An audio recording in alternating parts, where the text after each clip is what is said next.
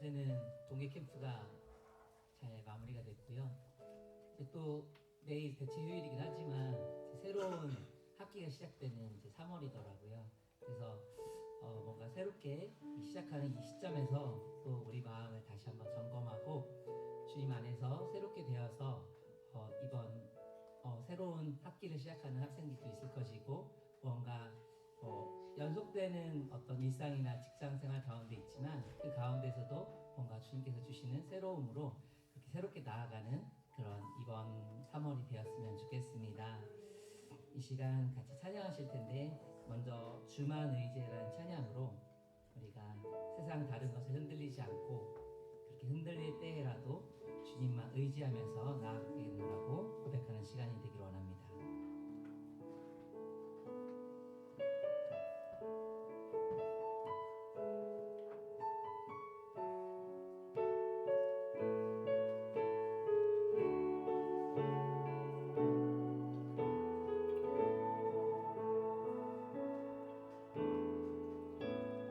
의지했던 모든 것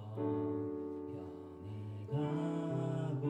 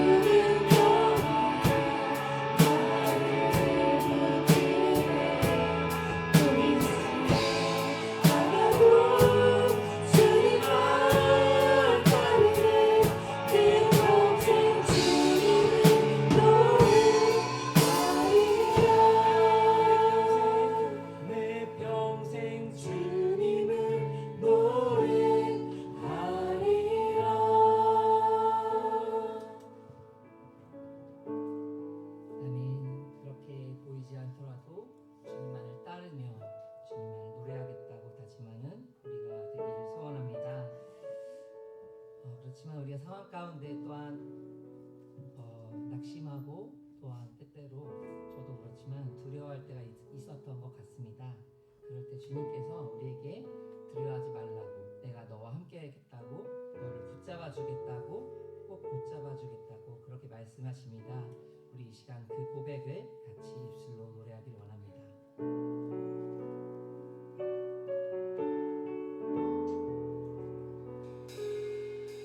두려워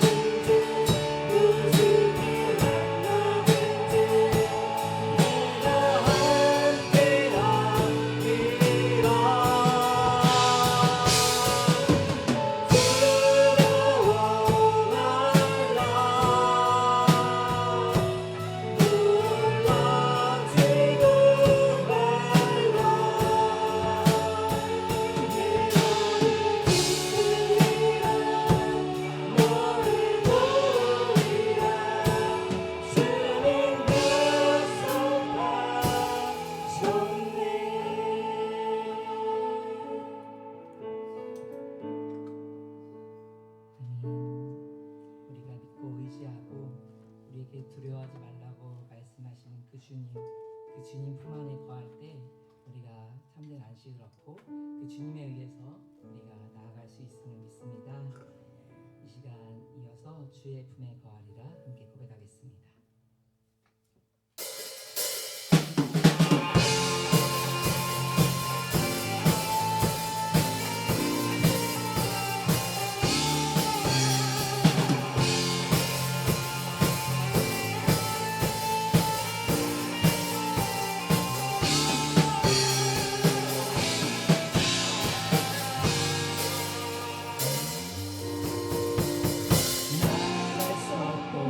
물러설 길 없을 때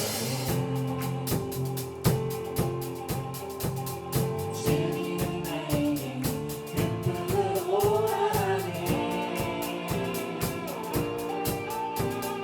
의지가 없고 외로운 일생에 주의 나에게는 주의 품에 거하리라.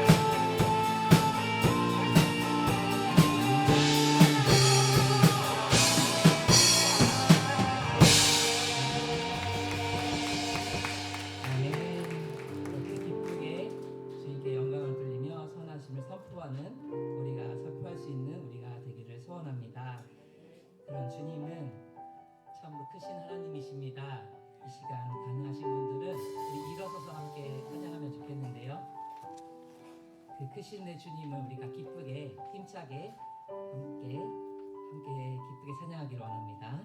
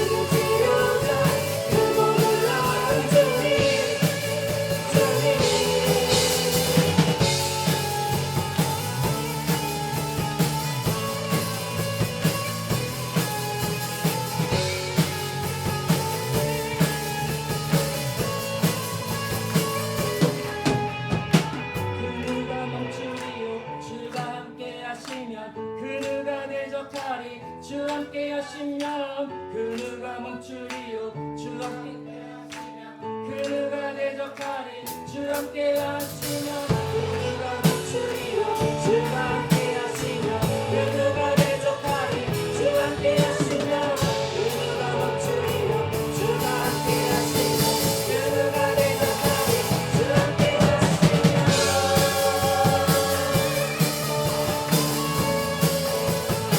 주 함께 하시면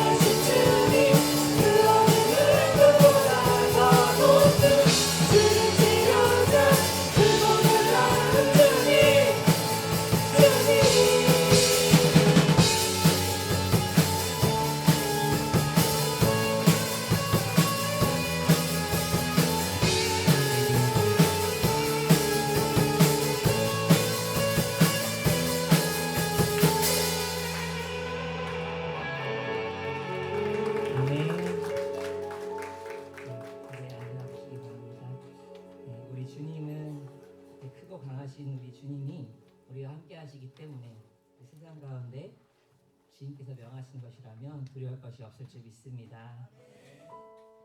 그렇게 우리가 세상 가운데 나아갈 텐데요. 1월 달에 그 매일 성경 하다가 생각났던 찬양 하나를 같이 나누면 좋겠다라는 마음이 들었습니다. 모이는 예배, 흩어지는 예배인데요. 우리가 이곳에서도 모여서 함께 예배하지만 우리가 각자 주중에 삶의 자리 그 가운데 갔을 때 우리가 교회로서 믿는 사람으로서 선한 영향력을 미치면서 살아가는 우리가 되었으면 좋겠다 하는 바람입니다. 그런 바람을 담아서 우리 함께 마음으로 같이 찬양하시겠습니다.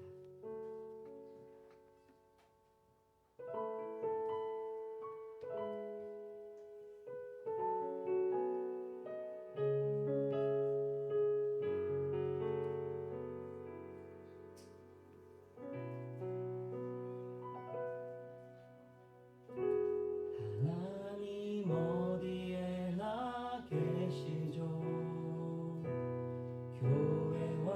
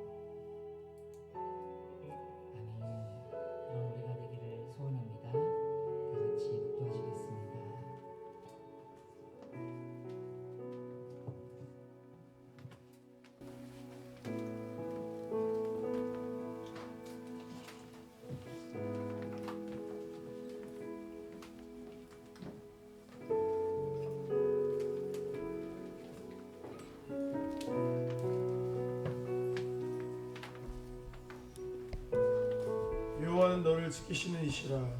여호와께서 내 오른쪽에 내 그늘이 되시나니 낮에 해가 너를 상하게 하지 아니하며 밤의 달도 너를 해치지 아니하리로다.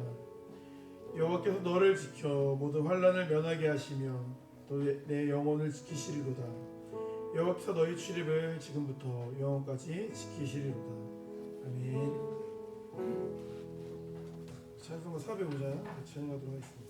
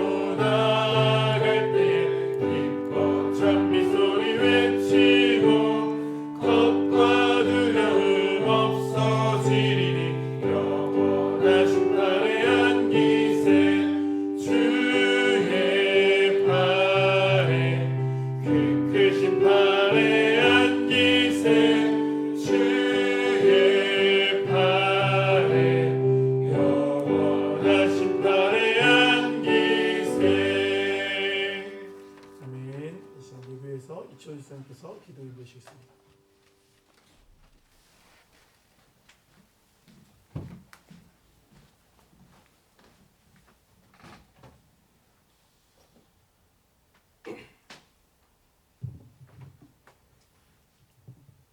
사랑과 자비가 충만하신 하나님 아버지, 오늘도 우리를 사랑하셔서 주의 거룩한 날을 구별하게 하시고 주의 전으로 불러주신 은혜를 감사드립니다. 이 예배를 통하여 주님 홀로 영광 받으시고 우리 모두가 한 주간을 돌아보며 받은 바 은혜의 감사와 찬양을 돌리는 시간 되게 하여 주시옵소서. 하나님 아버지, 저희들은 너무나 어리석어 지은 죄를 알지도 못합니다. 무엇이 주님의 뜻인지도 모른 채 나의 뜻을 주님의 뜻으로 착각하며 살아왔던 순간들을 돌아봅니다. 먼저 그의 나라와 그의 일을 구하게 하시고 주의 은혜로 무엇을 먹을까 무엇을 입을까 하는 육신적인 염려도 다 해결되는 놀라운 축복의 시간 되게 하여 주시옵소서. 봄 기운이 가득한 이 계절에 우리 성도들의 가정마다 성령의 기운이 가득하게 하시고 추위를 물리친 봄바람처럼 모든 성도님들의 가정에 성령의 바람이 불어오게 하여 주시옵소서. 그리하여 근심 염려의 마음이 굳센 믿음으로 채워지게 하시고 한숨과 원망의 입술이 찬양과 감사로 변화되게 하여 주시옵소서. 모든 성도님들의 가정마다 질병이 물러가게 하시고 치유하시는 성령의 불길로 강건함이 회복되게 하여 주시옵소서. 오늘도 하나님의 말씀을 대언하시기 위하여 단위에 서시는 목사님을 붙들어 주시길 기도합니다. 말씀을 잘 증언하실 수 있도록 건강을 주시고 지혜를 주시고 성령의 능력으로 옷 입혀 주시옵소서. 그 입술에서 나오는 말씀이 우리 성도들에게 생명의 양식이 되게 하여 주시옵소서. 오늘의 예배가 하나님의 임재하심을 느껴지는 감동의 시간이 되기를 간절히 소망합니다. 예배 가운데 주의 영광을 보게 하시고 우리 모두가 주님을 만나는 시간 되기를 간절히 소망합니다. 감사드리며 이 모든 말씀 우리 주 예수 그리스도의 이름으로 기도드렸습니다. 아멘.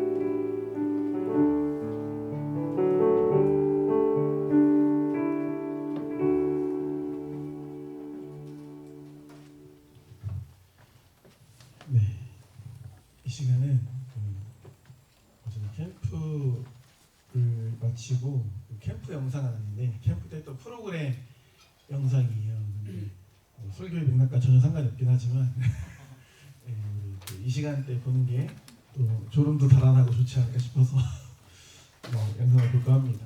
함께 선생님 준비되셨나요? 네, 좋습니다. 영상 함께 보도록 하겠습니다. 성경 말씀을 표현한 겁니다.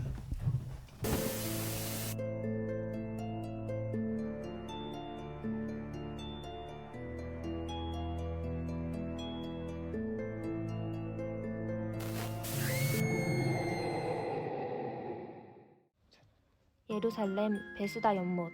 이곳에는 병자들이 모여 있었습니다. 물이 움직일 때 들어가면 낫는다는 희망 때문이었습니다. 희망과 절망이 공존하던 곳 베데스다 연못. 천사가 와 물이 움직인 순간 가장 먼저 들어간 사람만이 낫는다는 믿음 속에 수많은 병자들이 이곳에 모여 있었습니다. 그러나 모두에게 기회가 주어지는 것은 아니었습니다. 물이 움직일 때 나를 도와줄 사람이 없습니다.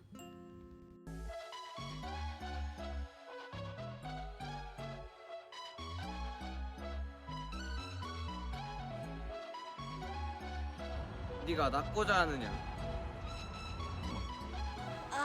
너무 아파요. 일어나 네 자리를 들고 걸어가라. 그는 즉시 나음을 받고 걸었습니다.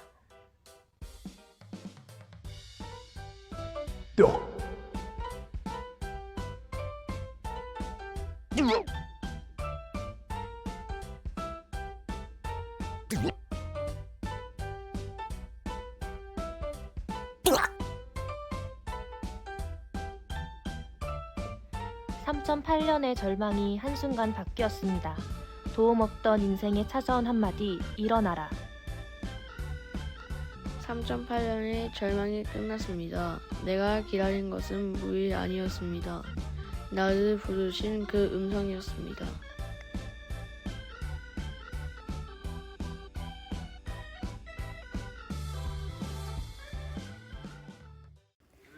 예수님은 제자들에게 말씀을 전했습니다. 아버지 하늘에서 땅에 우리가 여기서 말씀을 듣고 난 사람들은 배가 고팠습니다. 건강 괜찮아? 배고파 맞아. 제자들은 예수님께 가서 이야기했습니다. 먹을 것 좀 없으세요? 어이 가진 게 아무것도 없는데 어떡하면 좋지? 어떡하지? 제자들은 사람들에게 먹을 것이 있는지 물어보았습니다. 아니요 없어요. 먹을 거 있어요? 아니 없어요. 저도 배고파요. 없어요. 그때 한 아이가 나타나 소리쳤습니다. 저 있어요. 저 있어요. 저 있어요.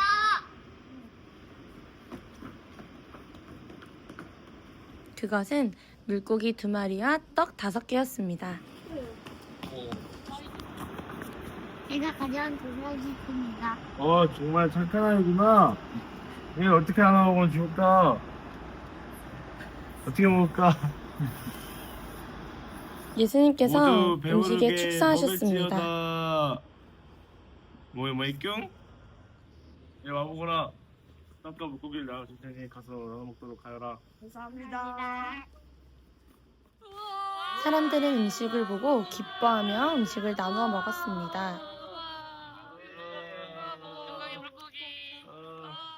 사람들은 음식을 배부르게 먹고 12광줄이나 남았습니다.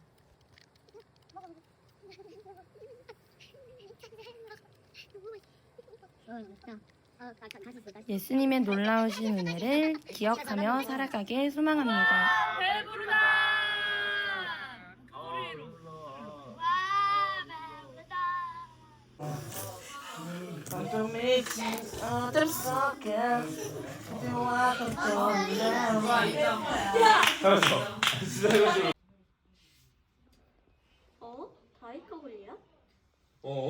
다이까 골리앗? 다이까 골리앗? 전쟁의 골짜기 두 군대가 서로를 마주보고 선다. 블레셋 진영에서 한 거인이 앞으로 걸어 나온다. 그의 이름은 골리앗. 그때 전장에 어울리지 않는 한 소년이 서 있다. 양치기. 이름은 다윗. 다윗 손에는 칼도 창도 아닌 작은 돌과 물맷돌뿐. 다윗을 향한 조롱 섞인 외침이 이스라엘 진영을 흔든다. 거인의 위협 앞에서 소년은 물러서지 않는다. 짧은 기도, 힘껏 휘두른 돌팔매질, 날아가는 돌 하나, 그리고 쓰러지는 거인.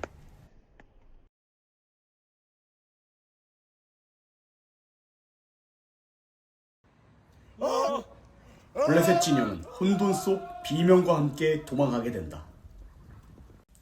이것은 힘의 크기가 아니라 믿음의 크기에 대한 이야기다. 너무 잘 만들었죠, 그죠? 성경 속 이야기를 이렇게 나름대로의 방식으로 잘 표현한 것 같아서 신박하기도 하고 또 성도님들 같이 나누면 또 재밌겠다 싶어가지고 같이 나눴습니다. 볼륨 조금만 줄여주세요, 거기서. 오늘 말씀 마가복음 말씀입니다. 마가복음 1장 1절에서 15절까지 말씀입니다.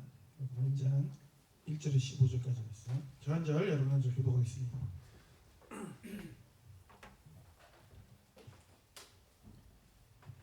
하나님의 아들 예수 그리스도의 복음이 시작이라.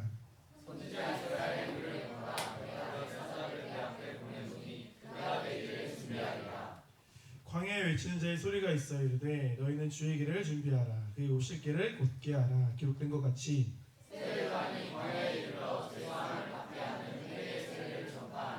온 유대 지방과 예루살렘 사람이 다 나아가 자기 죄를 자복하고 요단강에서 그에게 세례를 받더라.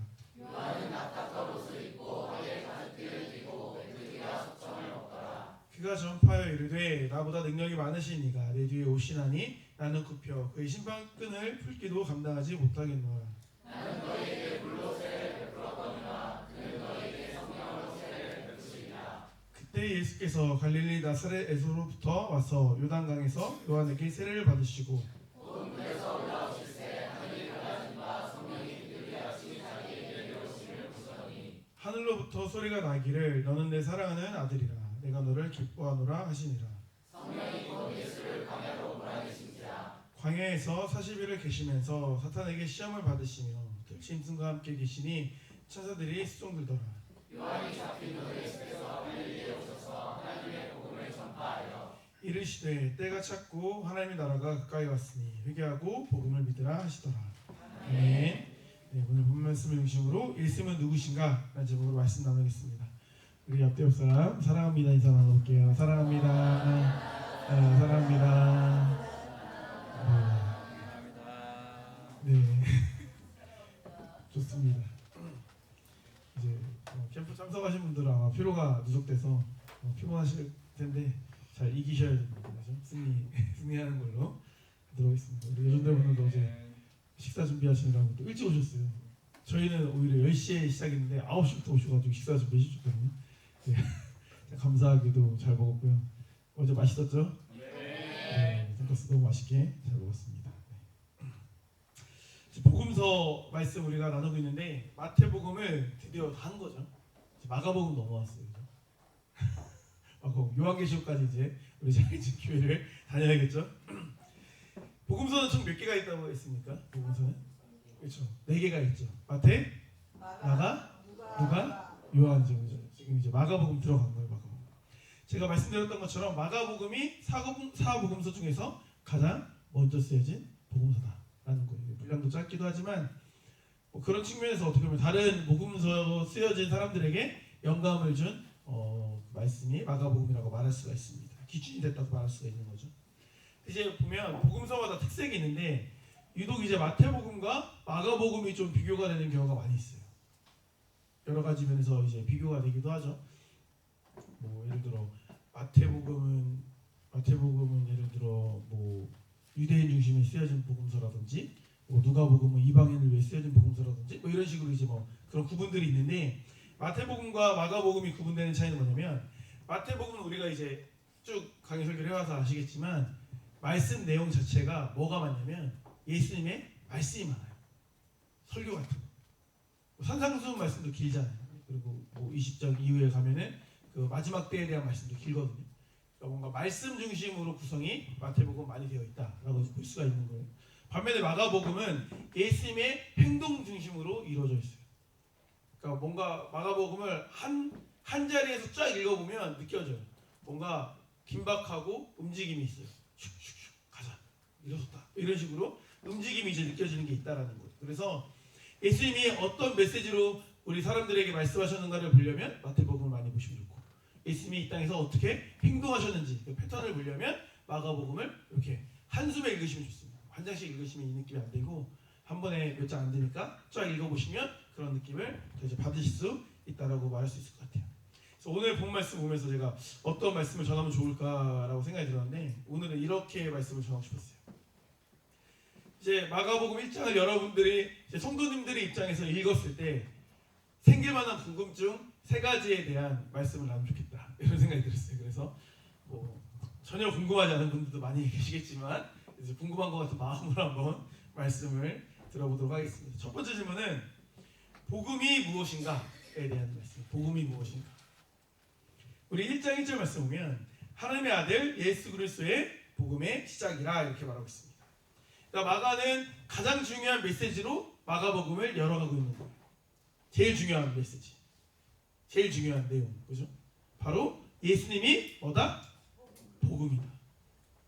예수님이 곧 복음이다. 이렇게 이제 우리가 이해를 할 수 있는 거예요. 예수님이 복음 그 자체라고 할 수 있습니다. 왜 그러냐? 복음이 뭐라고 했죠 우리가? 복음이 4글자로 뭐라고 했어요?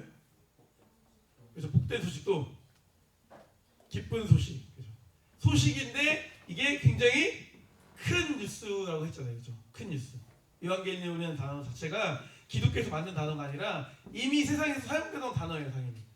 그때 이제 뭐 전쟁에서 이겼거나 왕이 자녀를 출산했거나 이럴 때 이제 뭐 호해 뭐 이러면서 이제 알렸던 내용이 이제 복음인 거예요. 그 단어를 이제 가져온 거죠. 그러니까 예수님이 이 땅에 오신 것 자체가 복음일 수밖에 없는 거예요. 우리 죽을 수밖에 없는데 예수님의 오심으로 우리가 살 수 있는 길이 열렸잖아요. 그래서 예수님이 곧 복음이다. 그것으로 이제 마가복음을 열어가고 있다라는 것입니다. 그래서 예수님이 어떤 존재냐라고 했을 때 우리는 2가지로 예수님의 존재를 말할 수가 있습니다. 2가지. 구약에서는 예수님은 하나님이십니다라고 강조해요. 하나님이신 예수님. 그리고 신약에서 예수님은 우리를 건져내신, 죄에서 건져내신 구원자, 그리스도이신 예수님을 말하고 있습니다.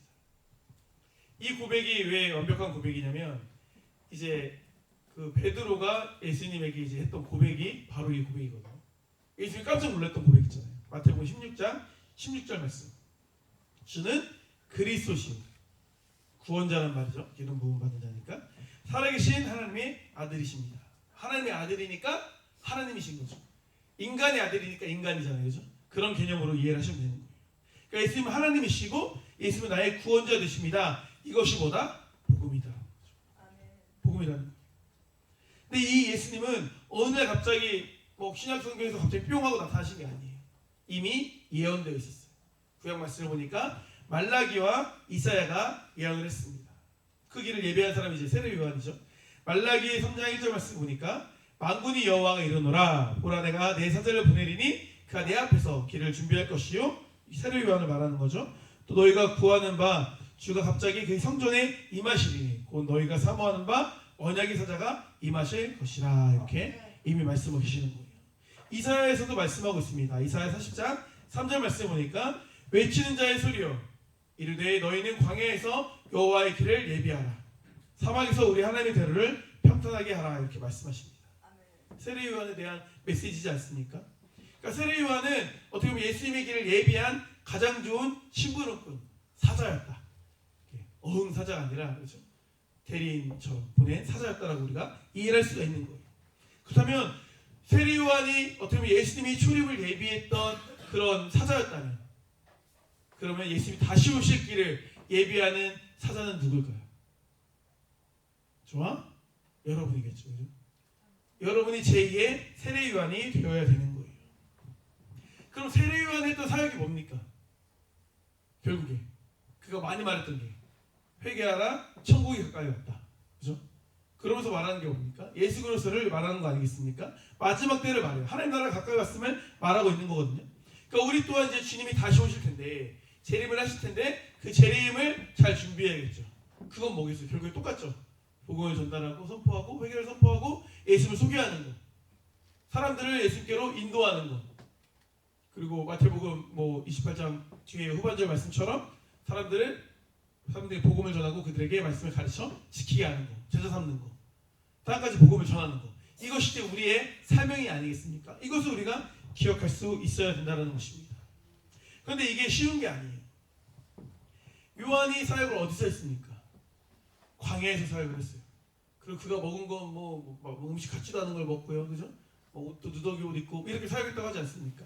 그러니까 이런 것들이 장소와 환경과 상황을 이제 암시하는 것들이 뭐냐면 주님이 오시기를 예비하는 그 선지자적 사명을 감당하기에는 그 사역자의 길이, 사명의 길이 쉽지가 않다는 거예요. 그거를 우리는 당연히 각오해야 돼요. 세상 사람들처럼 막 사기꾼들처럼 막 되게 좋은 것처럼 하고 나서 사실 알고 보니까 안 좋은 거였는데 이렇게 할 수 없잖아요. 어려운 길인 거예요. 어려운 길이지만 그 길이 생명의 길이니까 우리는 그 길을 가는 거거든요. 근데 한번 사역자들 한번 생각해볼게요. 사역자들 먼저. 사역자라고 한다면 이제 부름받은 자들이고 주님의 길을 걷기로 결단한 이제 목회자의 길을 간다면 그래도 뭔가 나름대로 부르심이 있으니까 그 길을 간 거 아니겠습니까? 근데 그렇게 이제 뭔가 나름대로 부르심을 받고 헌신된 마음으로 나의 인생을 주님께 드립니다라고 해서 그 길을 간 건데 그럼에도 불구하고 그들이 사역지를 정할 때 어떻게 정하는가? 많죠. 다양하겠죠. 모든 사람들하고 제가 다 얘기해 본 거 아니니까 모든 사람의 마음은 모르겠죠. 다 마음이 있을 거예요. 그런데 보면 사역지를 정하는 순위가 뭐겠어요? 1순위가 뭐겠어요? 1순위 돈도 상위권이긴 하죠. 1순위가 인서울이나 이게 괜찮은 경기도. 왜 그럴까요? 그러니까 본인도 이제 편안한 것도 있지만 이제 자녀 교육. 그러니까 그 부교육자들이 사역자를 정할 때 뭘 생각하냐면 내가 가서 고생하는 건 근데 좀 나은데 거기에 가서 내 자녀가 잘 교육받기를 원하는 또 내 자녀가 일반 사회에서도 교육받기 학군 좋은 이런 데로 이제 가고자 하는 마음이 기본적으로 있어요. 그러다 보니까 이제 인서울이나 이제 좋은 환경으로 가려고 하는 거죠. 근데 당연히 그런 좋은 환경을 선택하다 보니까 그 좋은 환경은 또 따라오는 게 사람이도 의도치 않게 따라오겠죠. 좋은 내 거예요. 그런 데는. 그러니까 그때 일도 힘들겠지만 그런 식으로 이제 좋은 조건을 찾아가는 거예요. 지방을 선호할까요? 선호하지 않을까요? 안 선호하는 거죠. 지금 교계의 문제가 그거예요. 교계의 문제가. 그러니까 다른 교단도 마찬가지지만 장로교회야말로 우리나라에서는 그래도 제일 크니까 서울의 중심적인 장로교 본 신학교가 있고 다 지역 신학교가 있어요. 통합측도 그렇고 합동측도 있고 그렇고 통합도 부산 대전 대구 있고 합동측도 광신대 어디 다 있거든요. 지역별로. 근데 지방 신학교가 잘 될까요? 아니면 망해갈까요? 망해가죠. 생각해보세요. 침신대는 침례교단의 유일한 신학교인데도 미달이잖아요. 지금 현재적으로. 침례교가 제가 알기로 우리나라에 그래도 3,000개인가 4,000개 되거든요. 그런데도 그 단일 신학교가 인원이 이제 안 채워진다는 자체가 그만큼 이제 그 신학교의 위상이 많이 이제 줄은 거거든요. 누가 가요? 힘들고 고생하는데 편의점 알바에도 이거보다 편안하게 살 수 있는데 어떻게 보면은 이게 안 되는 거거든요. 그러다 보니까 지방 신학교들이 죽어나가고 그 지방의 사역자들이 수급이 안 되고 그러다 보니까 이제 그 소위 말하는 잘 훈련된 소위 말하는 좀 똑똑한 친구들은 이제 어디 이남을 안 내려줘 수원 이남을 안 내려려고 하는 거죠. 이런 현상이 나오게 되었다는 거예요. 이런 모습에서 이제 좀 바뀔 필요가 있는 거죠. 목회자들의 마음이 좀 바뀔 필요가 있는 거예요.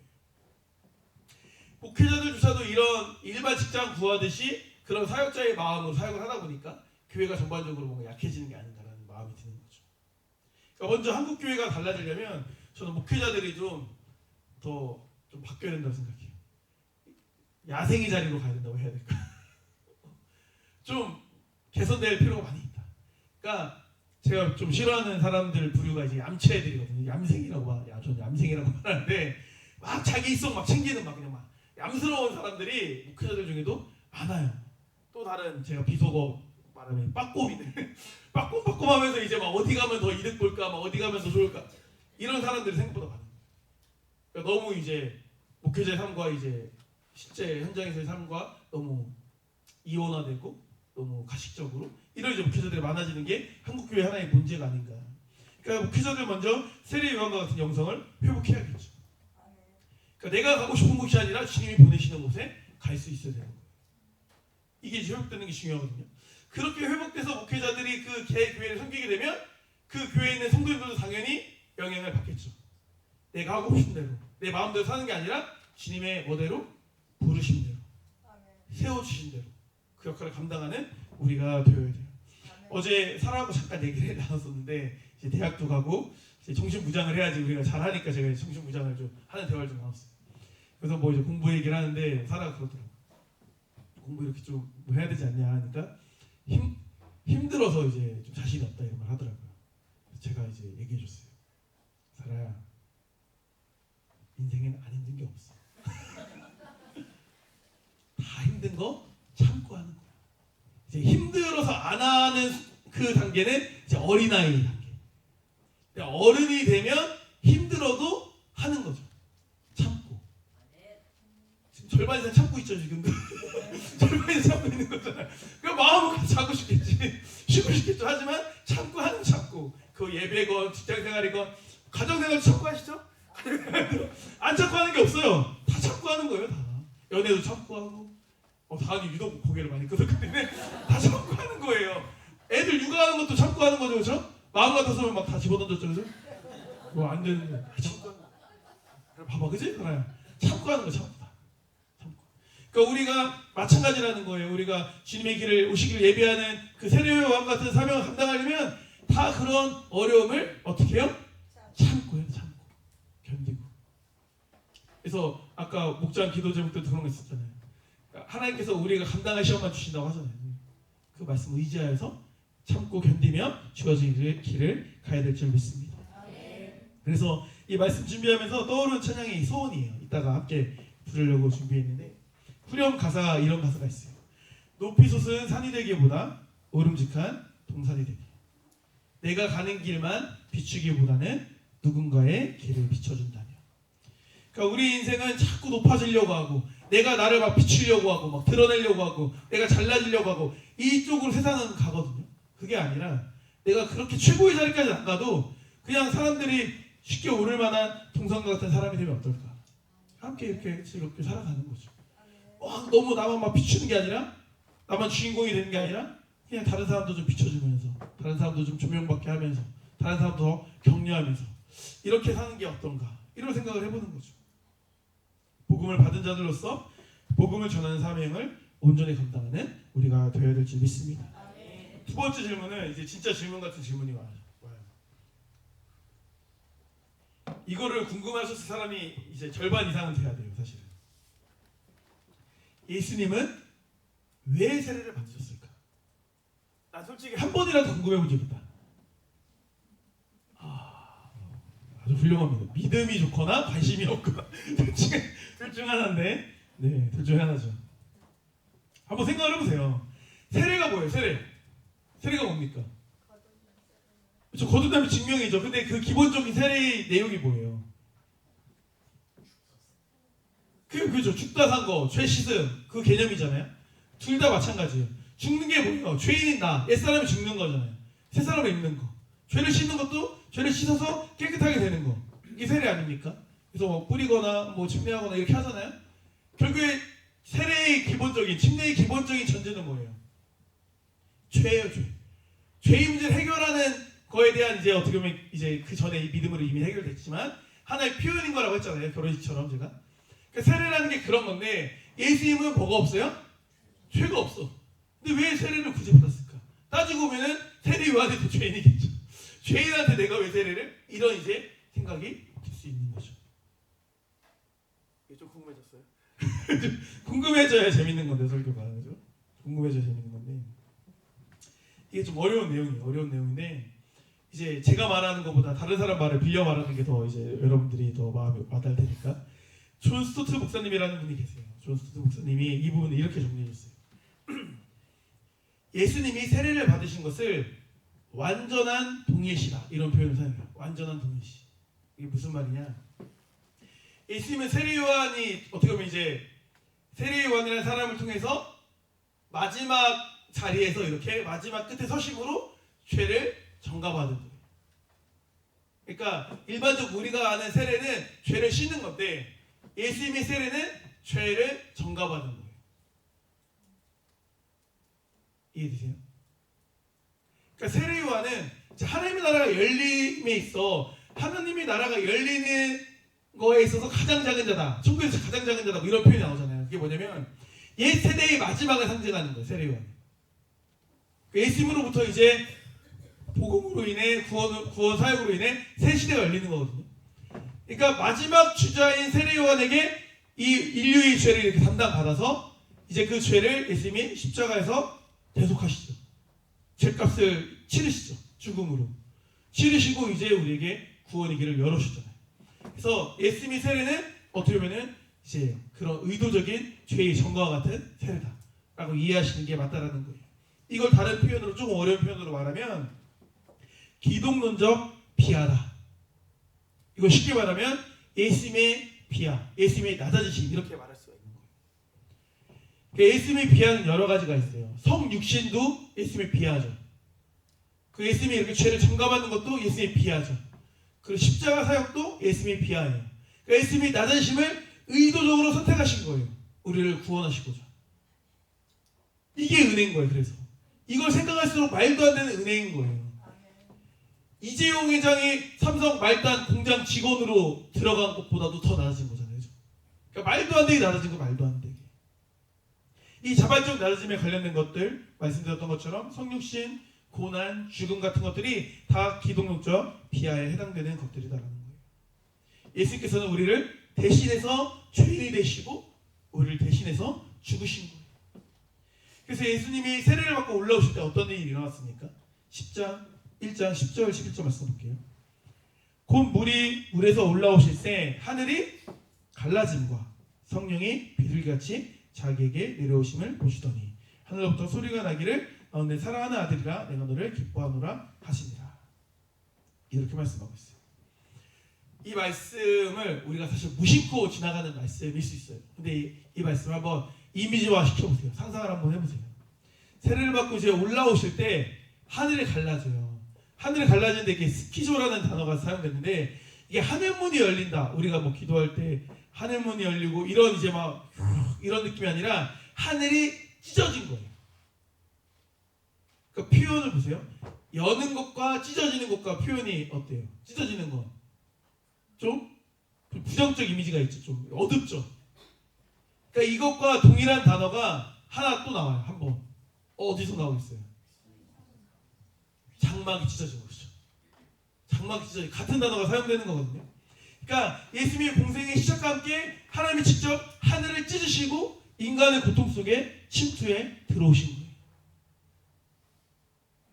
세례 현장에서 찢어진 하늘은 십자가에서 찢어진 예수님의 몸을 예표한다라고도 말할 수가 있는 거죠. 그 찢기심을 통해 온전히 하나님과 우리 사이를 화해시킨 거죠. 근데 저는 이 표현에서 이런 마음이 느껴졌어요. 세례를 받으신 것이 어떻게 보면 공생의 제대로 된 시작을 알리는 그런 행위라고 봤을 때, 죄의 전가라고 봤을 때, 이제 그 사랑하는 아들이 어떻게 보면 그 십자가의 길을 이제 가야 되는 거 아닙니까? 하나님의 마음이 우리 부모님도 자녀가 고생하면 어때요? 부모님 마음이 어떻게 된다 그래요? 찢어진다 이렇게 말하잖아요. 하나님의 마음이 찢어진 게 아닌가 이런 생각이 들었어요. 근데 보세요. 그런 마음의 배경으로 이 소리가 들리는 거예요. 너는 내 사랑하는 아들이다. 그렇죠? 내가 너를 기뻐한다. 너를 기뻐한다는 게 뭐겠어요? 정말 하나님이 그 전혀 그렇게 고통을 느낄 필요도 없는 그런 존재인데 정말 이 인류를 구원하기 위해 또 하나님이 살아가는 그 우리 창조물을 구원하기 위해 이 공생의 사역을 감당해서 진짜 인간의 몸으로 태어나서 이제 진짜 시작인 거잖아요. 30살까지 괜찮았다가 그 세례를 받음으로 진짜 죄의 전가되고 이제 진짜 시작하는 모습을 보면서 너가 진짜 이 길을 걸어가는 너를 내가 기뻐한다 이렇게 말씀하시는 거죠. 그러니까 너희 사역을 인정한다. 너희 길을 인정한다. 너희 십자가의 길을 내가 응원해. 이런 메시지가 아닐까요? 사랑한다. 너를 기뻐한다. 굉장히 하나님의 마음이 느껴지는 합리적인 메시지. 성경을 봤을 때 이렇게 하나님이 직접적으로 말씀하시는 장면이 흔하지 않습니다. 흔하지 않아요. 하나님의 음성은 복잡하지 않아요. 두 가지. 사랑한다, 기뻐한다 입니다. 우리도 이 사랑과 기쁨을 전달할 수 있어야 된다고 생각합니다. 기독교 교육은 지식을 전달하는 게 아니에요. 하나님의 사랑이 느껴지게 하는 거예요. 주 안에서 기쁨을 누리게 하는 거예요. 이게 기독교 교육의 핵심인 거죠. 그러니까 캠프에서 오전 예배 때 다녀온 쌤이시기에 이제 남은 게 하나도 없어 보일 수 있어요. 없겠죠. 제가 봐도 없을 거예요. 콩너 물 빠져나갔듯이 다 빠져나갔을 거예요. 그런데 그럼에도 불구하고 적어도 그 순간만큼은 아이들이 기뻐하고 즐거워하고 예수님이 이야기를 이렇게 촬영하면서 이제 얼마나 기억에 남을지 모르겠지만 아 이런 일을 예수님이 하셨구나. 저런 일을 하셨구나. 골리앗 무섭다. 이런 생각을 하겠죠. 그죠? 그러면서 기억 자체에 남겠죠. 하나님이 그냥 뭔가 노력해서 하나님이 살아계신 걸, 예수님이 살아계신 걸 믿어야 되는 게 되면 힘들거든요. 근데 이렇게 그 어린 나이 때부터 이런 기독교적 문화와 이런 것들 계속 보면서 자연스럽게 거부감 없이 아 진짜 이런 일이 있었대. 아 다들 이런 일이 있었다고 믿고 있네. 진짜 나도 믿어야겠다. 이게 맞는 거네. 진짜 있었네. 이렇게 믿어지게 되는 거죠. 흡수되는 거죠. 이게 기독교 교육이다. 그래서 주일학교와 학생부 사역이 지속적으로 이런 사역이 되어야 되는 거죠. 진짜 그들을 예수님의 사랑으로 사랑하고 안아주고 영광이가 정말 그걸 잘하더라고요. 그렇게 어제 아침에 보니까 그냥 많은 자매들을 안아주면서 다니더라고요. 사랑의 사역을. 그러니까 이게 허그하는 게 굉장히 좋잖아요. 이게 좋아서 정말 사랑으로 안아주고 좀 더 크기 전에 많이 해야겠죠. 좀 더 크면 문제가 될 수 있으니까 그렇게 사랑으로 안아주고 잘하더라고요. 굉장히 이제 너무 좋은 거죠. 너무 좋은 거예요. 스바냐 3장 17절 말씀 보니까 이렇게 말씀하세요. 너희 하나님 여호와가 너희 가운데 계시니 그는 구원을 베푸실 전능자이시라. 그가 너로 말미암아 기쁨을 이기지 못하시며 너를 잠잠히 사랑하시며 너로 말미암아 즐거이 부르며 기뻐하시리라 하니라. 이렇게 말하고 있습니다. 말씀처럼 하나님은 우리 때문에 기쁨을 이기지 못하는 분이신 거죠. 우리가 예배하고 이렇게 찬양하고 하는 걸 너무 기뻐하시는 거예요. 너무 기뻐하시는 거죠. 그 기쁨이 내 안에 가득 차서 상대방에게 전달될 수 있는 그런 역사가 우리 가운데도 일어나기를 소망합니다. 세 번째 질문입니다. 세 번째 질문은 왜 광야로 가셨을까? 예수님께서 왜 광야로 가셨을까? 라는 질문이에요. 마가복음 1장 12절 말씀 보니까 성령이 곧 예수를 광야로 몰아내신지라 이렇게 나오거든요. 12절 말씀을 읽었을 때 어떤 느낌이 드세요? 마음이 좀 불편하지 않아요? 성령님, 삼위일체 하나님인 성령님이 예수님을 이렇게 몰아냈다? 몰아냈다는 표현도 사실 좋은 표현은 아니죠. 근데 실제로 이 몰아냈다는 표현이 조금 불편한 표현은 맞아요. 왜냐하면 마가복음에서 이 단어를 사용됐던 이 용례를 보면 보통 귀신을 쫓아낼 때 쓰는 단어예요. 그래서 예수님이 이렇게 몰아낸다는 게 진짜 몰아낸 거예요. 그냥 표현이 아니라. 이것도 사실 어떻게 보면 그리스도의 비하의 하나의 측면이라고도 볼 수 있는 거죠. 그러니까 강하고 폭력적이고 거친 단어가 이 몰아냈다라는 단어거든요. 그럼 성령님이 예수님을 그렇게 강권적으로 광야로 이끄신 이유가 뭘까? 여러 가지 이유가 있어요. 여러 가지 이유. 그 중에 하나는 뭐냐면 광야는 하나님과 관계가 깊어지는 곳입니다. 그리고 삼위일체 하나님이시지만 그럼에도 불구하고 아버지 하나님과 깊이 있는 교제를 이룰 수 있게 광야로 몰아가셨다라고 말할 수가 있어요. 제가 여러 번 말씀드렸던 것처럼 히브리어로 광야는 미드바르. 그런데 이제 말씀은 다바르거든요.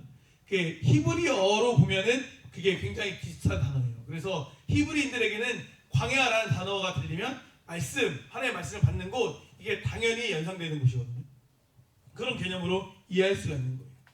그러니까 아무것도 없으니까 하나님만 바라보는 곳인 거죠. 사실 그래요. 사실 우리 관계는 고난 속에서 더 깊어집니다. 그렇잖아요. 어떤 관계가 끈끈해요? 형제님들 군대 동기 끈끈한 게 왜 그래요? 함께 고난 받았으니까. 입사 동기가 왜 끈끈해요? 함께 욕 먹었으니까.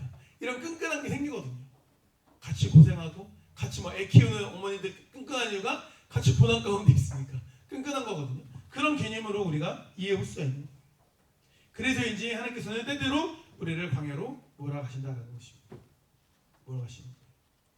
그렇게 이제 우리를 훈련시키시는 거죠. 하나님만 의지하도록. 그리고 또 이게 어떤 의미가 있냐면 예수님이 광야로 가셨다 라는 이 한 문장만 봐도 마가복음을 읽고 있는 마가 공동체원들은 다 위로를 받았어요. 왜 그랬냐? 이미 그땐 박해가 진행되고 있던 상황이에요. 그러니까 광야라는 곳이 굉장히 단용쌤도 말씀하셨던 것처럼 굉장히 고생된 곳이라고 했잖아요. 10분도 못 걸을 정도로. 예수님도 광야에 가셨다라는 게 뭐예요? 자기들도 막 그 박해를 피해 광야로 가고 막 땅속으로 숨어들고 막 이랬잖아요. 아, 예수님도 이렇게 광야에서 힘드셨네? 우리만 힘든 게 아니라 예수님도 먼저 이렇게 고난 당하셨네? 심지어 마가는 친절하게도 한 단어를 더 넣어요. 예수님이 누구와 함께 있었다? 들짐승과 함께 있었다. 이렇게 해놨어요. 들짐승 13절인가 그렇게 돼 있어요. 다른 본문에는 없어요. 다른 마태 누가에는 없을 거예요. 그러니까 뭐냐면 들짐승 떠올리면 걔는 뭐예요? 맹수에게 막 자기 믿는 사람들 맨날 집어던져서 막 뜯어 먹히고 이런 박해의 상황 가운데 우리가 처해 있는데 말씀을 보니까 아, 예수님도 들짐승과 함께 이렇게 고난 받으셨네. 이게 어떻게 해요? 굉장히 큰 위로가 되었다. 그러니까 예수님이 광야로 가신 것 자체가 어찌되었건 이후에 있을 또 그런 많은 사람들에게 위로가 되는, 내가 너희들의 상황과 아픔을 다 나도 안다 라는 뭔가 이제 전달할 수 있는 하나의 계기가 되었다라고도 볼 수 있다는 거죠. 그리고 광야는 당연히 유혹이 많은 곳이죠. 유혹을 많이 당할 수 있는 곳이에요. 힘든 곳이니까. 실제로 사탄은 그 광야에서 예수님을 유혹했죠. 영적인 공격을 당한 거예요. 근데 보세요. 이게 본질적인 공격이에요. 사실은 일단 말씀 볼게요. 마태복음 4장 3절 말씀 볼게요. 시험하는 자가 예수께서 나와서 이르되 내가 만약 하나님의 아들이거든 명하여 이 돌들로 똑똑이가 되게 하라. 이렇게 말씀하시거든요. 보세요. 우리가 생각하는 유혹이 막 금식하시니까 돌을 떡으로 만들어서 배고픔의 유혹, 또 이제 성전에서 뛰어내려라, 만물 세상을 주겠다, 이런 게 예수님에게도 유혹이 될 수도 있겠죠. 근데 사실은 엄밀히 말하면 유혹이 되긴 좀 어려운 거죠. 이 정도의 유혹 당할 거면 예수님이 애당초 성육신을 하지도 않으셨을 거예요. 사실은 이것이 세계의 유혹이지만 저는 본질적으로 이 사탄의 유혹은 하나의 도전이다라고 생각해요. 무슨 도전이냐? 그러니까 4장 3절 말씀 보세요. 가운데 부분 보세요. 시험한 자가 예수께서 나와서 이르되, 그 다음에 뭐라고 돼 있어요? 내가 만약 하나님의 아들이었다. 전 이거 같아요. 아들이었다. 보세요. 마태복음 27장 40절 말씀 볼게요. 이거 한번 같이 읽어볼까요? 시작.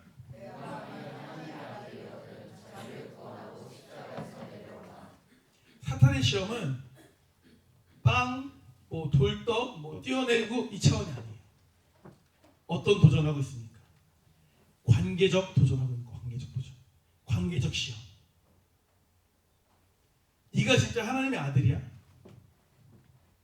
아직도 하나님의 존재가 널 인간의 자리로, 널 이제 죽음의 자리로 이끌 건데 그래도 아직도 하나님이 네 아버지야? 라고 말을 하고 있는 거예요. 이간질하고 있는 거죠. 그렇게 세상 사람 살아가면 아버지가 그럼 십자가 당하시지 왜 아들을 보내? 이렇게 네가 이렇게 고통받고 있는데 아버지가 너 왜 안 도와줘? 왜? 이렇게 이 길밖에 없어? 이렇게 하는 거죠. 이간질하는 거, 이간질. 내가 하나님의 아들인데 왜 이렇게 버림을 받냐는 자극을 하는 거예요. 하나님의 아들이면 이렇게 해봐. 하나님의 아들이면 이렇게 해봐. 하나님의 아들 아닌 애를 말하고 있는 거죠. 니네 엄마 아빠 돈 많으면 이렇게 해봐. 돈 없는 거 아니야? 이걸 반대로 말하는 거죠. 이렇게 계속해서 관계를 자극하고 있는 거예요. 도전하고 있는 거예요. 근데 이 도전, 이 영적 도전 앞에 뭐가 있었던 거예요? 바로 앞에 세례를 받으시고 하늘에 갈라진 다음에 하나님 어떤 음성이 있었어요? 내가 내 사랑하는 아들이다. 내가 널 기뻐한다. 이 메시지가 없어서도 물론 예수께서 승리하셨겠지만 이 메시지가 어떻게 보면 사단이 끊임없는 하나님과의 관계를 어깃장 놓으려고 하는 그 시도를 막아선 방패 같은 게 아니었나. 야, 네가 하나님의 아들이면 해봐라고 했는데 거기에 흔들리지 않는 거야. 왜? 난 이미 사랑 고백을 받았잖아요. 사랑하는 아들이야. 기뻐해 뭐라고 했어요? 너희 사역을 인정해. 너희 사역을 끝까지 가. 난 네 길을 응원해. 이렇게 말씀하시는 거죠. 기뻐한다는 거니까. 탕자 둘째 아들처럼 가출해서 속이셔서 오신 게 아니잖아요, 그죠? 이걸 하나님이 지지하시는 거예요. 그러니까 사단이 아무리 관계를 공격해도 너 하나님 아들 아니야. 하나님 아들인데 이러겠어. 너 버림받은 거야. 하나님 너 이제 신경 안 쓰는 거야. 알고 보니까 너 배신당한 거야. 이런 식의 막 창조를 아예 막아내신 거죠. 사랑한다, 기뻐한다라는 표현이 예수님의 마음을 위로하시고 힘있게 해줬다는 것입니다. 사단은 이렇게 그 존재가, 그 사람이 가장 약한 부분을 치고 들어가는 거예요. 예수님에게 있어서 가장 약한 부분이 그거였겠죠. 생각해보세요. 먹는 게 뭐 사실 40일 정도 금식했는데 빵 하나에 뭐 아니잖아요, 그죠?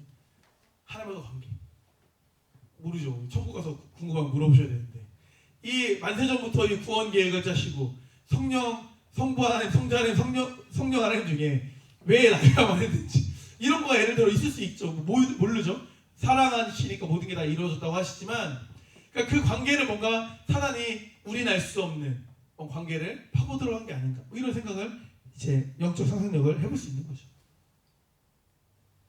근데 예수님께서 이기신 이유는 결국에 하나님의 뭘 기억했기 때문에? 말씀, 우리를 향한 사랑 고백, 이걸 기억했기 때문에 승리하셨다는 거예요. 그러니까 유혹을 묵상하지 않고 뭘 묵상한 거예요?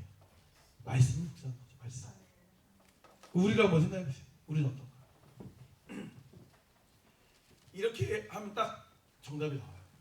우리 다 금식 한 번씩 해보셨죠? 안 해보셨네요. 금식 하잖아요. 금식하면 우리가 어떻게 해야 돼요? 말씀을 가까이 하고 기도하면서 그 금식의 시간을 보내는 게 이제 맞는 거죠. 교과서적으로 우리 너무나 잘 알고 있잖아요. 근데 뭐 초반에 뭐 하루 금식 정도는 뭐 충분히 그렇게 잘 하실 수 있는데, 금식을 하다 보면 이제 저희가 말씀을 많이 묵상하고 기도를 더 많이 해요. 금식 끝나고 먹을 걸 더 많이 생각해요. 끝나고 이거 먹고 이거 먹은 다음에 이거 먹고 미리 주문해 놔야지 막 해서 이렇게 하고, 바로 먹으면 좀 그러니까 막 사람들이 뭐 사준다고 하면 이거 사달라고 해야지 막 이렇게 전략적으로 죽 3번 나눠서 2번 먹고 막 이렇게 막 전략적으로 막 이렇게 이걸 더 묵상해요. 이걸 더 묵상해요. 말씀을 묵상해야 되는데, 저기 내가 고기를 끊으면서 하나님께 더 집중하려고 내가 금식을 하는 건데, 오히려 그 순간까지도 뭘 더 집중하고 묵상하고 있는 거예요? 끝나고 먹을까? 뭘 먹을까? 치킨 맛있겠다. 지금 치킨 맛있겠다. 묵상하고. 하나님을 묵상해야 되는데 유혹을 묵상하니까 우리가 안 되는 거예요. 우리가 안 된다. 유혹을 이기기 위해서 우리가 어떻게 해야 됩니까? 유혹을 이기기 위해서는 예수님처럼 어떤 말씀이 있어야 돼요? 받은 말씀이 있어요. 예수님 받은 말씀이죠. 사랑하는 자다, 기뻐하는 자다. 예수님 받은 말씀이잖아요. 우리 또한 받은 말씀이 있어야 되는 거예요. 시드기야를 보면 예레미야를 웅덩이에 가둬놨거든요. 예레미야를 엄청 싫어해요. 바른 소리를 하니까. 근데 얼마나 웃기냐면, 어이없냐면, 그렇게 가둬놔놓고 그가 하나님의 사람인 걸 인정해요. 그러니까 사기꾼이어서 예레미야를 가두는 게 아니라 너무 맞는 말을 하니까 그냥 듣기 싫어서 가둬놓는 거거든요. 그래서 몰래 사람을 보내서 물어봐요. 하나님의 뜻을. 예레미야 37장 17절 말씀 보니까, 시드기야 왕이 사람을 보내어 그를 이끌어내고 왕궁에서 그에게 비밀이 물어 이르되, 대답을 해주네요. 여호와께로부터 받은 말씀이 있느냐, 이렇게 물어봐요. 여호와께로부터 받은 말씀이 있느냐. 이 질문을 성도님들에게도 동일하게 하고 싶어요. 여호와께로부터 받은 말씀이 있으십니까? 있어야 되는 거예요. 내 머리에서 나온 생각이 아니라 하나님이 내게 주신 메시지가 있어야 됩니다. 내게 주신 말씀이 있어야 되는 거예요. 그래야 뜨거움이 있고요. 그래야 열정이 생겨요. 그래야 생명이 있는 거예요. 이건 뭐 어떻게 할 수가 없어요. 생명이 있어야 생명을 나눌 수 있어요. 오병이어 떡을 내가 갖고 있어야 떡을 나누잖아요. 우리 선생님들, 내가 사랑하는 마음이 있어야 그 학생들에게 사랑을 나누잖아요. 우리 부모님들 믿음이 있어야 믿음을 나누잖아요. 마찬가지인 거예요. 나를 먼저 채워야 돼요. 그리고 받은 말씀을 가지고 사람들에게 나눌 수 있어야겠죠. 말씀 증거할 수 있어야겠죠. 우리는 그래서 이렇게 기도할 수 있어야 됩니다. 에베소서 6장 19절 말씀처럼 기도해야 돼요. 또 나를 위하여 구할 것은 내게 말씀을 주사 나로 입을 열어 복음의 비밀을 담대히 알리게 하소서 할 것이니 내게 말씀을 주시옵소서. 그 말씀을 증거하게 하여 주시옵소서. 이렇게 기도할 수 있어야 되는 거예요. 말씀을 달라고 또 말씀을 깨닫게 해달라고 기도할 수 있는 우리가 되어야 됩니다. 그리고 그 말씀을 전하고 가르칠 수 있어야 되는 거예요. 그것이 제자된 우리의 사명입니다. 그렇게 말씀으로 세상을 이기며 살아가는 우리가 되어야 될 줄 믿습니다.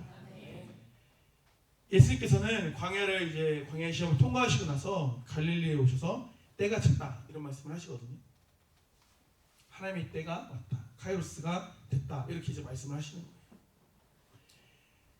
복음은 우리에게 결단을 촉구합니다.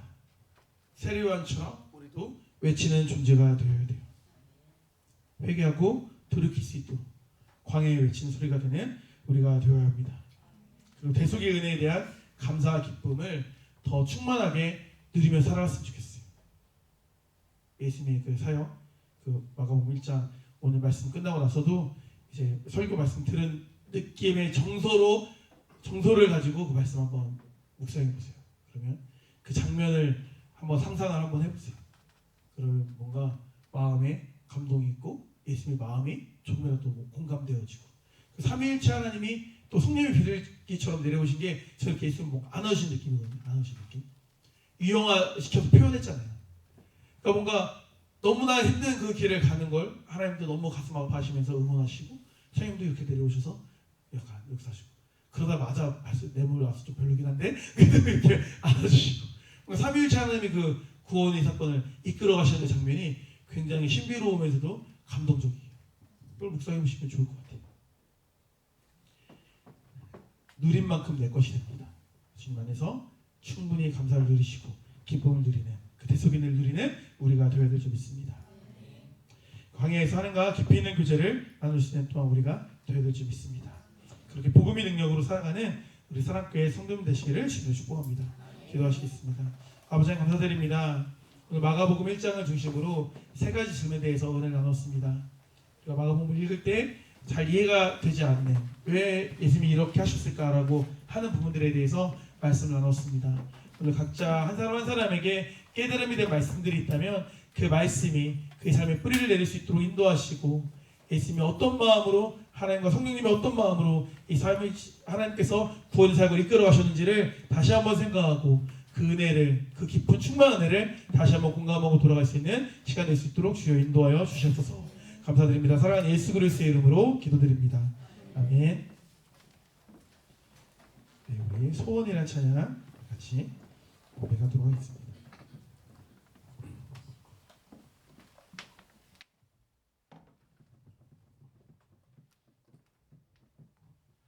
건반 소리 혹시 껐나요? 건반 소리.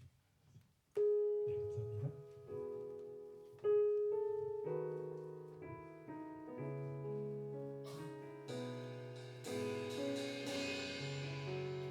주님 오신 길을 예배하는 자의 마음으로 같이 고백했으면 좋겠습니다. 삶의 작은 일에도 그 맘을 알기 원하네. 그 좁은 길로 가기 원해. 나의 작음을 알고 그분의 크심을 알며 그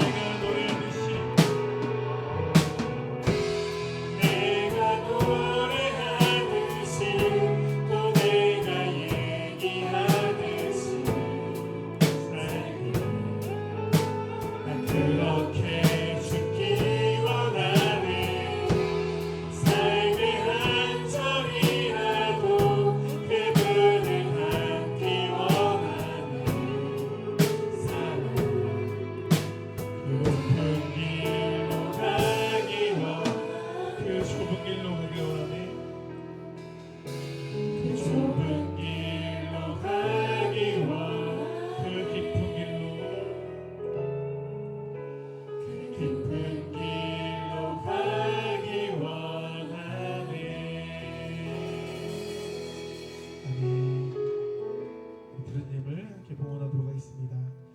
이재균, 지원래, 참의자, 이한, 이준영 평생보증님을 드렸습니다. 이춘희사님 11조 주일원금 평생보증님을 모든 가족들의 건강과 신앙을 지켜주세요. 운영하는 모든 사업 가운데 하나님께서 항상 함께 하시길 원합니다. 예물 드렸습니다. 기도하시겠습니다. 아버지 하나님 감사드립니다. 저를 사랑하시는 우리 이춘희사님 본인을 위해서 또 본인 가정을 위해서 이렇게 예물 드려 기도하고 있습니다. 그 기도 제목처럼 모든 가족들이 건강과 신앙을 지켜주시고 모든 가족 구성원들이 예수님을 참으로 만나고 그 안에서 참된 자유와 기쁨을 누리는 삶을 살아갈 수 있도록 주여 인도하여 주시옵소서. 또한 많은 사람들을 돕는 귀한 사역을 하고 있습니다. 그 업으로 삼고 있는 일이지만 그 일이 또한 다른 사람들을 돕는 측면에서는 또 주님께서 기뻐하시는 사역인 줄 믿습니다. 예수님의 마음으로 예수님이라면 어떻게 하셨을까라는 그 중심을 놓치지 않고 그 사역을 감당할 수 있는 우리 전원일선 될 수 있도록 인도하시고 그로 말미암아 많은 사람들이 전원일선을 통하여서 예수님의 그림자를 발견할 수 있도록 주여 인도하여 주시옵소서. 감사드립니다. 사랑하는 예수 그리스도의 이름으로 기도드립니다. 아멘. 축도로 예배 마치도록 하겠습니다. 이제는 우리 주 예수 그리스도의 은혜와 하나님의 사랑과 성령의 교통하심이 복음이신 예수님의 사랑과 나심의 사역을 마음에 품고 돌아가는 성도들의 머리 위에 함께 있을지어다. 아멘.